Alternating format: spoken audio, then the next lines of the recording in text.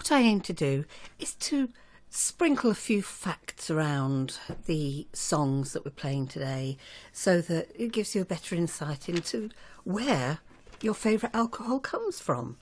And we'll start off with whiskey, because we'll be listening to Thin Lizzy and the superb whiskey in the jar.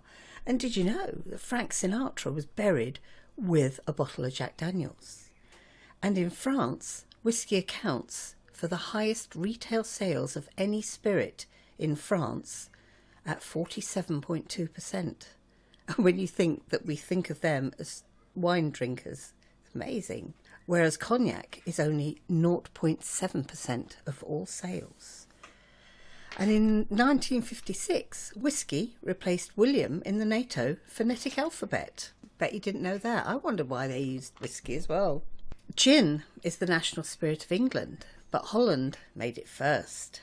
The English discovered Geneva whilst fighting the Dutch War of Independence in the 17th century, and gin and tonics began in India in the 19th century.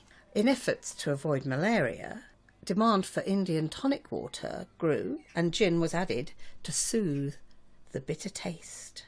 And even though gin is the number one drink and the national drink for England, the Philippines are the world's greatest gin drinkers, taking up 43% of the global gin market. And then champagne. Lancôme is the British royal family's favourite label champagne.